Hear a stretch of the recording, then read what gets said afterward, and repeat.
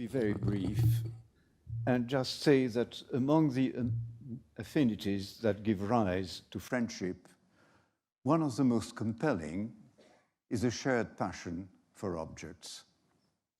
Sheikh Nasser was irresistibly attracted to objets d'art, and so am I, to the frequent irritation of my nearest and dearest. It is through this powerful bond created by the love of objects that I came to know Sheikh Nasser. He responded intensely to the beauty of masterpieces such as this extraordinary Iranian candlestick, if I could have it on the screen, made around 1200, 1210 of the Common Era, probably in Herat. But as three of my predecessors have underlined, he also responded to very modest pieces, and this is perhaps a far rarer gift, probably the truest mark of a deep understanding of art.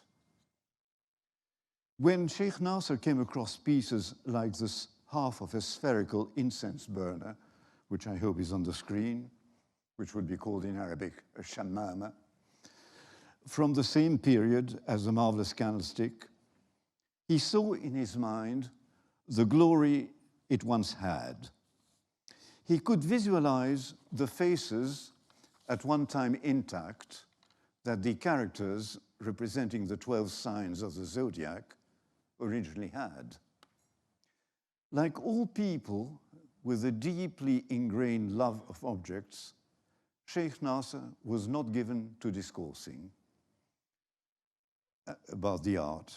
He preferred to look, and look he did with a sharpness perhaps inherited from his ancestors roaming through the harsh deserts of Arabia and trained to be attentive to the slightest change in the environment. That sharpness went together with a genuine, exceedingly rare modesty, which you do not find often among highly successful art collectors. I would say you never find it among them. It led him to conceal this sharpness, which allowed him to make some stunning coups. Perhaps the most sensational of all was the discovery of a Chinese blue and white dish of the 15th century, which I hope you have on the screen. It had been admired in the distant past. The Mughal emperor, al-Amgir, had his ownership mark drilled on the back.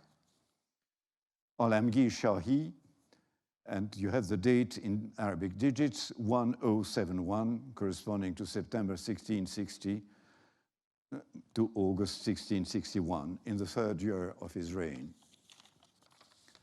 Was it the obvious beauty of the Chinese dish that attracted his attention? Or did Sheikh Nasser, that highly cultivated man, ever fascinated by history, respond to the important inscription? We won't know because he never spoke about himself. But he certainly did not hesitate in the modest shop where the dish was offered amidst junk, despite a price set, I am told, at just a few $dozen, which could well have aroused suspicion about authenticity. For while Sheikh Nasser clearly had ample means at his disposal, it should never be forgotten that it was ultimately his eye that allowed him to make extraordinary acquisitions. He did not just see the objects as beautiful pieces, which they were. He recognized them as expressions of cultures. His mind, which was molded by the classics of Arabic literature, probably fostered the love of calligraphy that he had and that he admired on some of them. This calligraphy on many of the objects conveys concepts that were shared by the otherwise highly diverse civilizations of the Islamic world. They're often dismissed in the West as well-wishing inscriptions, which is probably one of the most idiotic way of characterizing them. They convey concepts which are metaphysical, many of them mystical, many of them Sufi, with notions such as, to begin with, baraka, which doesn't mean luck, which means divine grace, such as karama, which is a generosity shown by God to man, such as al-fana wal-baqa, annihilation, and duration, which is a complex Sufi concept on which I'm not qualified to speak, and I won't bore you with that. If I may, I would just like to add one word about Sheikh Nasser. I did not try to portray a man who was extremely complex and extremely subtle. Some of you will be aware that was a profoundly religious man, which hasn't been mentioned, but he didn't discuss religion. True believers rarely discuss religion. It was too essential for him to turn it into a conversation topic.